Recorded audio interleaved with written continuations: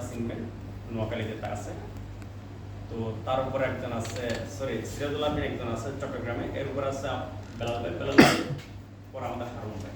তখন হারুন ভাই star agent ছিল, মনে হয় স্টার এজেন্ট রুবির কাছাকাছি ছিল। আমি ডিএক্সএন সাকসেসফুল কাবো দেখিনি। ভিডিও করবেন, লাইভ করতেছেন নাকি? না লাইভ না। আচ্ছা ঠিক আছে।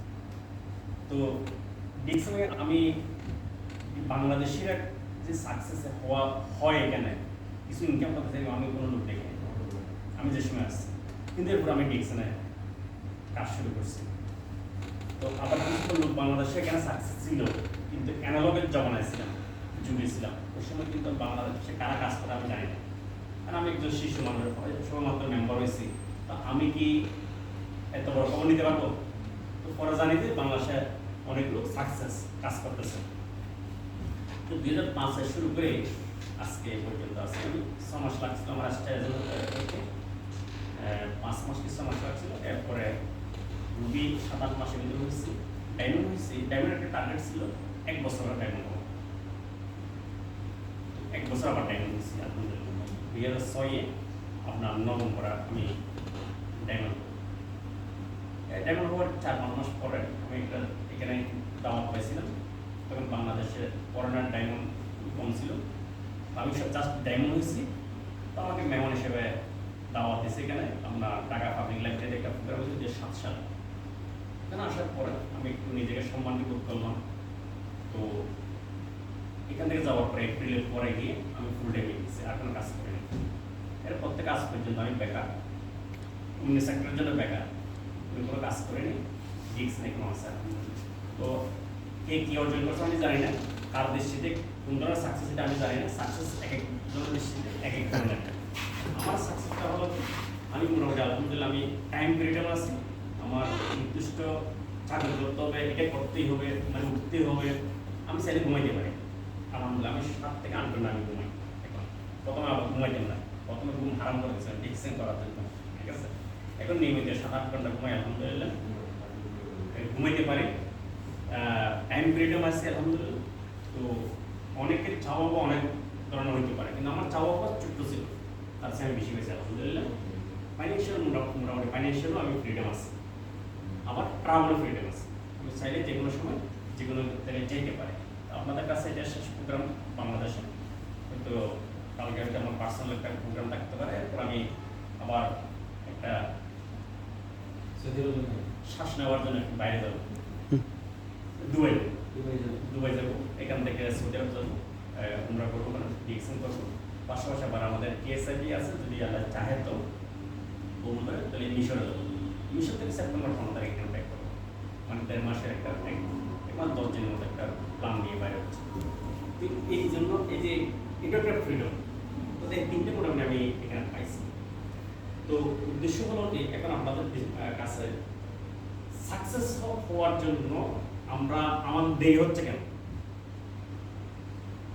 সফল হওয়ার জন্য প্রয়োজন কি, এটা আমরা যদি জানতাম, আমাদের জানা থাকতো, তাহলে আমরা সবাই সবার যে সেম সিস্টেমে যদি আমরা জানতাম, একই টাইমে যদি আমরা জানি, তো একই টাইমে বলতে কি মেম্বার হওয়ার সাথে সাথে যদি এই জিনিসটা মেসেজটা যদি আমার কাছে থাকতো, তাহলে আমি উনি 5 মাসে ডায়মন্ড হয়েছে এক্সাম্পল, আপনি 5 মাসে ডায়মন্ড হবে। উনি যে সময় জানছেন উনি এরপর 5 মাসে ডায়মন্ড হবে, ঠিক কিনা? কিন্তু এক একজনের কাছে ইনফরমেশন এক একজন, যার কারণে আগাইতে গিয়ে আমরা কি হয়েছি, কারো কম, কারো বেশি, কারো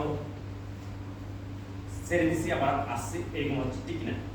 তো মোটামুটি মানুষের জীবনে সফল হওয়ার জন্য কি দরকার হতে পারে, এটা ডিএক্সএন সেক্টর হতে পারে, এটা অন্য একটা সেক্টর হতে পারে। এটা অনেক আগে একটা আমার প্রোগ্রাম, এটা আপনারা কে জানছেন, অনেক কেউ ছিলেন কিনা জানি না। সফল হওয়ার জন্য 3টে শর্ত। এটা হলো সফল হওয়ার বৃত্ত আকার শর্ত কি, যেখান থেকে শুরু করবো সেখানে শেষ হবে, অর্ধেকে যদি শেষ করে এটা কি হবে, অর্ধবৃত্ত। আর এখানে যদি শেষ করি কি বৃত্ত হবে, অপূর্ণ বৃত্ত হবে। জি, অত কাছাকাছি বৃত্ত। অত যেখান থেকে শুরু করবো ওই জায়গায় এসে যাবো, যেটা শেষ করবো এটাকে বলা হচ্ছে বৃত্ত, শর্তটা কি? জি। তো এটা হলো সফলতা বৃত্ত, এটা সফলতা সাইকেল। ঠিক আছে, আজকের আমার এজেন্ডাটা ছিল বিজনেস অপরচুনিটি। আমি আসতেছি কিছু, আমি ওখান থেকে কাজ করবো ইনশাআল্লাহ। কিন্তু সফলতা, এটা হলো সফলতার দিক। যদি আপনি এখান থেকে অর্ধেক মানেন, এই দিকটার অর্ধেক মানেন, তাহলে আপনি অর্ধেক সফল হবেন। যদি পরিপূর্ণ মানেন, পরিপূর্ণ সফল জীবনে, নট দি এক্সাম, পুরো হোল লাইফে যে কোনো কাজ করেন, ওই কাজের জন্য এই আজকের ক্লাসটা আমাদের খুব গুরুত্বপূর্ণ। অনেকের জানা আছে, প্রপার করে নেবেন, জ্বালাই করে নেবেন। এটার প্রথম ভিত্তিটা হলো, প্রথম কাজটা হলো, এটা তিনটে ইয়ে আছে। আমরা তিনটে শর্ত দিয়েছিলাম, তিনটে পয়েন্ট আছে। নামটা এবং পজিশনটা স্যার বলেন। ও, আমার নাম মোহাম্মদ দেলোয়ার হোসেন, চট্টগ্রাম বললাম। আমি সিনিয়র গ্রাউন্ড টাইম, ঠিক আছে, সিনিয়র গ্রাউন্ড টাইম। এই তো আর কিছু তাইলে আমরা যেতে পারতেছি তো নাকি? জি আগাবো? জি জি জি স্যার। এটা হলো সফলতার একটা সার্কেল। সফলতার সার্কেলের ভিতরে তিনটা শর্ত আছে। তিনটা শর্ত যদি কেউ মেনে নিতে পারেন, অথবা তিনটা কাজ নিয়ে যদি তিনটা কি বলে, এটা কি বলবো, তিনটা যোগ্যতা যদি আপনি অর্জন করতে পারেন, তাহলে আপনি জীবনে সফল হতে পারবেন। কেউ আপনাকে বাধা দিয়ে রাখতে পারবে না। তিনটা যোগ্যতা দরকার, এটা আপনাদের কাছে আছে, ওইখান থেকে আমি বলতেছি, ঠিক আছে? এটা সবার কাছে আছে, সবাই এটা অর্জন করতে পারবে চাইলে। তিনটে যোগ্যতা যদি অর্জন করতে পারেন, তাহলে আপনি সফল। যদি দুইটা যোগ্যতা অর্জন করেন, তাহলে আনসফল, অসমাপ্ত সফলতা থাকবে। আর এই জন্য তিনটা দরকার। প্রথম শর্তটা হলো বিশ্বাস, ট্রাস্ট। আপনি যে কাজে করেন আপনার জীবনে, ওই কাজটার সম্পর্কে আপনার বিশ্বাস লাগে, ঠিক আছে? তাহলে এখন আপনারা কি করতেছেন? বিশ্বাস করতেছে না না, ডিএকশন করতেছেন। যারা রাজনীতি করে সেখানেও কিন্তু এই তিনটা যোগ্যতা দরকার। এই তিনটা যোগ্যতা ছাড়া সে কিন্তু রাজনীতি করতে পারবে। রাজনীতি করতে গেলে সে যে দল করবে, ওই দলের উপর তার আস্থা থাকতে হবে 100%। অটুট আস্থা না থাকলে ওই দলে কাজ করতে পারবে না, ঠিক আছে?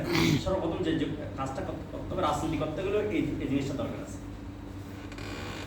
এটা রাষ্ট্র পরিচালনা যেমন দরকার, রাষ্ট্র পরিচালনার ক্ষেত্রে যেমন দরকার, রাজনীতি করার জন্য যেমন দরকার, ডিএকশন করার জন্য যেমন দরকার, উদ্যোক্তা হওয়ার জন্য যেমন দরকার, পুরো লাইফে যে কোনো কাজ করবে তিনটা জিনিস দরকার। ক্লিয়ার? জীবনে সফল হতে গেলে কয়টা জিনিস দরকার? সবাইকে বলতে পারবো কয়টা? তিনটা। কি কি? এক নম্বর কি? বিলিভ। এবার আসেন, আমরা ডিএকশন করতেছি। তাহলে ডিএকশন আপনার বিশ্বাস কিসের উপর থাকতে হবে? কোম্পানি প্রোডাক্ট প্রোডাক্টের উপর আপনাকে আস্থা থাকতে হবে, বিশ্বাস থাকতে হবে, কোম্পানির উপর বিশ্বাস থাকতে হবে। এবং কোম্পানির সিস্টেমের উপর, শুধু কোম্পানির সিস্টেম একটা যেটা দিচ্ছে, কোম্পানি ভালো কিন্তু কোম্পানির সিস্টেম ভালো না, তাহলে কি আপনি আগে দিতে পারবেন? কোম্পানির সিস্টেম ভালো, কোম্পানি ভালো, কিন্তু প্রোডাক্ট ভালো না, হ্যাঁ? আবার সিস্টেম বলতে মার্কেটিং প্ল্যান, যে ওদের কোম্পানি সব